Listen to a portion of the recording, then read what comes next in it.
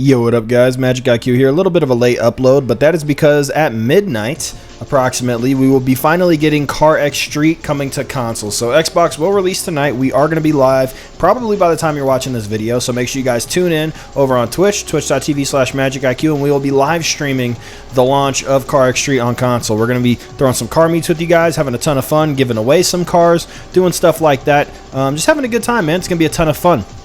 Also today we're going to be going over the top 5 best tips and tricks, quickest ones for you guys just when you get along started on your journey. The game doesn't have any really need for wanting to earn a lot of money because the economy is very good now. So everything that I'm going to tell you is pretty much just little tricks I've learned along the way that if I knew at first would have been great to know. So without further ado, man, let's just get straight into it. Also, we're giving away 4 copies of the game on stream, so make sure you guys tune in to twitch.tv/MxgicIQ, and live we will be giving away those copies. But let's get it started, man, with tip number 1, and that is going to be to pull up to any gas station once you got a little bit of money and get yourself a full tank of that sport gas, that good E85, which is going to give you significant torque and power gains, which I'm telling you, it makes a difference, and purchase yourself some Racing Plus tires.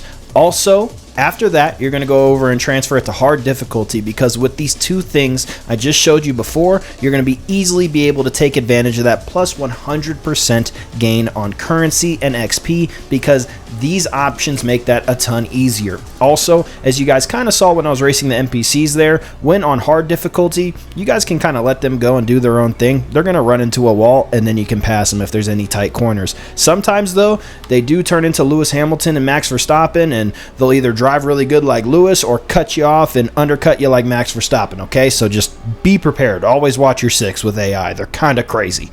And off rip, a quick little tip that you guys can take advantage of instantly. This is probably going to end up being more than 5 tips, by the way, so I suggest you watch the entire video in succession, because otherwise you're going to miss something and wonder why you don't know things that other people do. But for example, one thing that you may not know is the nitrous actually allows you to go way over your peak RPM. So as you guys see here in my GTR, the red line is somewhere around 89 to 9200, I think, and you can go all the way to 10K by hitting the nitrous, and that's in any car. So once you hit the nitrous, if you're about to max out, or say you don't really need to use 4th but you want to use the rest of 3rd that's not available to you because of your rev limiter, and then you want to downshift into a tight corner, you can hit the nitrous. And we use this a ton when we were going for the GTR leaderboard the first time. It also helps on straights to get the most power out of your car in a straight line as well when heading towards that finish line. So keep this in mind when racing as well. Now, this brings me into main point number 2 or 3 at this point. Who knows? We're not even keeping track numbers-wise anymore. Do not gamble/pink slip random PC racers. Only people you really trust and know are super legit, and only do it for, say, if I'm hosting a lobby or somebody's hosting a racing lobby where everything is somewhat monitored. Only stay in there, because PC guys, long story short, can cheat in so many ways. We can run more FPS than you, which isn't cheating, but naturally the game, if you have more FPS in this game, you're literally faster. When I was doing the first GTR leaderboard, we were throwing our quality down into 720p sometimes to get more speed, okay? It is faster. More frame, more fast. Okay, so there's that, right? That's not the craziest difference though. What guys can do on PC, just in the Steam config, no third party or actual cheats required here, is make it so that they can shift and use the manual clutch at the same time. And if you guys don't know, in Carx Street, manual clutch is a lot faster because it allows you to instantaneously shift as long as you're manually inputting the clutch. But you no longer have to manual input the clutch if you bind your shift and clutch button to blip the clutch.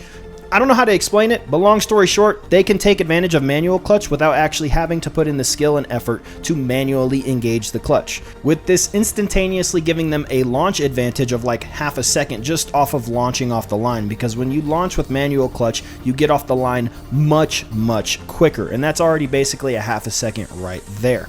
On top of that, I'm pretty sure there are some people on the leaderboards at the highest level that use this. Not all of them, but there are a few people on the leaderboard that I have been told use this. So I'm not calling anybody out. I'm not that kind of guy. Just I think it's a little lame, but it's technically not completely cheating. But what is completely cheating is the fact that some people can get C3 cars to go 300-400 miles per hour. So while you think you might be safe with putting it to a certain class and only racing PC players in certain classes, you're not safe. They can make C3 cars go like 400 miles per hour, buddy.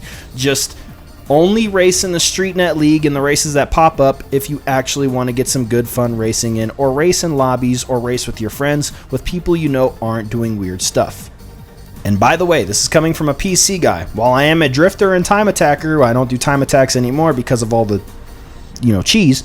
I'm just saying, okay? I'm just warning you. Don't say I didn't warn you. Alrighty, now number 4. When doing drift events, set difficulty to easy or medium. I promise you at high difficulty, you're just going to stress yourself out. You actually have to do a cheesy amount of drifting to complete them. It's kind of crazy. Even for somebody that drifts a lot like me, I don't like doing the drift events on hard difficulty. Not only that, but to mention that this is the best prototype part pack farm that you can do in the game once you complete the event and do the elite races. These get done in 30 seconds to a minute, so the drift events are super easy to do on easy difficulty, and you still get the same pack rewards as if you were doing it on hard difficulty. You might lose out on some cash, but the economy in this game is so good, cash gains don't really matter because cash and street coin is very plentiful in this game. Even though people try to make it seem like it's not, just simply drifting around and tandeming with your friends is more than enough to get your guys some cars built and maxed out. Trust me, the game's economy is totally fine now in my opinion. So just have fun and you will gain money as you go along. Not only that, but completing the events gives you a ton of money as well.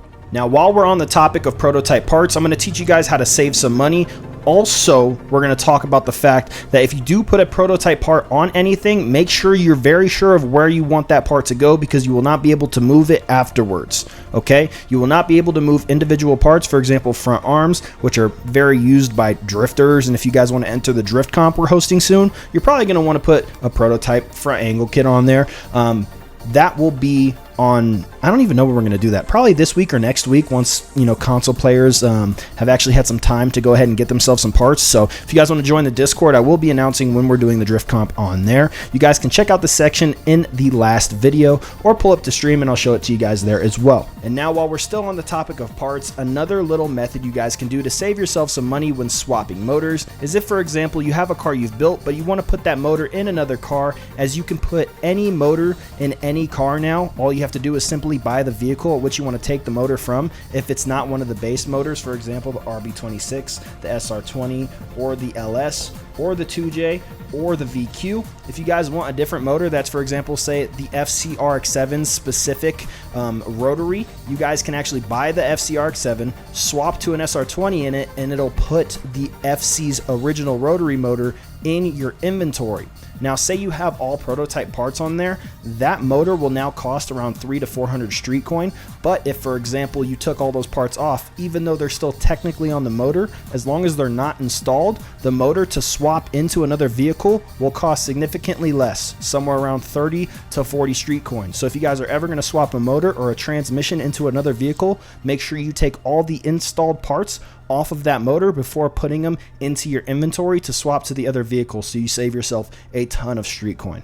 And yes, the parts will still be there on that motor once you install it on another car, I promise. And as I'm showing you guys here, I previously had the prototype BR13 on this car, aka the 3-rotor, and now I have my SR20 Premium. As this is a prototype car, you guys can swap the prototype motors onto non-prototype cars as well, and you can easily buy multiple prototype motors off of these prototype cars by doing what I'm doing now, which is buying the SR20, going back and buying that prototype motor again, because what it's going to do is go ahead and throw that component into your inventory. As you guys can see here, I now have 2 of the prototype SR20s here and at the end as well, and this works with any deluxe, exclusive, or DLC car motor or transmission. Now, this is the last tip I have for you guys, man, and it's going to be to have some fun, man. Pull up to streams, any of the content creators grinding the game, pull up to lobbies, pull up to car meets. This game's a ton of fun with a lot of potential to have immense amounts of fun, man. For example, me and my boy User last night were staying up really late just racing in C2 class on some street tires with realistic builds, having very close racing because, as you guys know, the lower the grip, obviously the closer the gaps are. Say it's a 1 second gap, that gap is going to be a lot larger if you're both on racing plus tires in a higher class. So we were on low classes, bumper to bumper racing pretty much the whole time, maybe pulling about a car length on each other or not, and every mistake mattered. It was so much fun. So make sure you guys enjoy yourselves, pull up to the streams, and just get ready to hop in the streets, man. I'll see you guys in the next one. Be sure to also not sell your cars because you don't really need to unless you just want more space. And yep, that's all I can think for right now. One more tip, actually. if you guys buy houses, it will save you money when fast traveling as well. So it's free to fast travel from that point on. So say if you were to fast travel somewhere 20 times and the house only cost 15K, well, now you spent a little more than you need to. But like I said, the economy's pretty good, so you're probably not even worried about it. I'll see you guys in the next video. It's been MxgicIQ. Hope to bring you guys some more builds and some more fun. See you guys in the next one, and I'm out. Peace.